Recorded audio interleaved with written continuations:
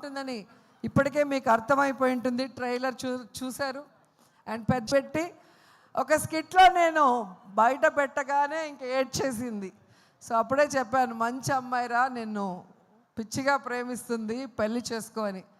వీడేమో పెళ్ళే వద్దు తల్లి, మా అమ్మ ఉంటే చాలు, మా తమ్ముడు మా ఫ్యామిలీ చాలు, నాకు పెళ్ళే వద్దు అనుకున్నవాడు బలవంతంగా మేమే ఒప్పించి పెళ్లి చేసాం. ఒక మహాలక్ష్మి నీ చేతిలో పెడితే ఇంకో బుల్లి మహాలక్ష్మిని ఈ మధ్య ఇచ్చాడు, ఖ్యాతి. సో ఖ్యాతి పుట్టిన సందర్భంగా ఈయన సినిమాతో ఈయనకి ఖ్యాతి రావాలి. అలాగే మా మహాలక్ష్మి నీతో ఉంది కాబట్టి కాసుల వర్షం కురవాలి అని కూడా మనస్ఫూర్తిగా కోరుకుంటున్నా. ఎందుకంటే ఒక సినిమా తీయాలంటే చాలా కష్టం, నేను కూడా తీశాను. సో రూపాయి కూడబెట్టిన డబ్బుని ఈరోజు తన డ్రీమ్ అయిన ఈ ప్రాజెక్ట్ మీద ఖర్చు పెడుతూ తన ఇంటిని అన్నీ కూడా ఈ సినిమా కోసం త్యాగం చేశాడు. సో అలాంటి రాకేష్ డ్రీమ్ని మనం ఫుల్ఫిల్ చేస్తూ ఈ సినిమాని సక్సెస్ చేయాల్సిన బాధ్యత ప్రతి తెలుగువాడి మీద ఉందని కూడా కోరుకుంటూ, జబర్దస్త్ టీంలో చాలామంది ఈరోజు ఈ సినిమాలో యాక్ట్ చేశారు.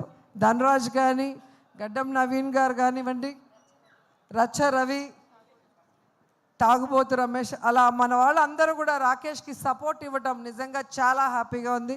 సో ఈ సినిమా మనస్ఫూర్తిగా సూపర్ హిట్ అవ్వాలని ఈరోజు వచ్చి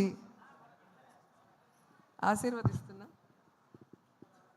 నిజంగా ఇంత చిన్న వయసులో ఇంత తొందరగా ప్రొడ్యూసర్ అవుతారని నేను అనుకోలే. ఈయన టాలెంట్కి ఖచ్చితంగా సినిమా ఇండస్ట్రీలో ఒక టాప్ పొజిషన్కి వస్తాడనుకున్నా, కానీ ఇంత తొందరగా ప్రొడ్యూసర్ కూడా అయిపోయి హీరోగా తన మీద తానే ఒక స్టోరీ చేసుకోవడం అనేది నాకు చాలా ఆశ్చర్యం వేసింది. ఎందుకంటే నేను సినిమా తీయటానికి చాలా సంవత్సరాలు పట్టింది. సో చిన్నవాడైనా మంచోడు కాబట్టి ఇంకా నువ్వు భవిష్యత్తులో ఇలాంటి మరిన్ని సినిమాలు, మంచి సినిమాలు చేయాలని మనస్ఫూర్తిగా కోరుకుంటూ నాకు ఈ అవకాశం ఇచ్చినందుకు అందరికీ కూడా కృతజ్ఞతలు తెలియజేసుకుంటున్నాను. All the best.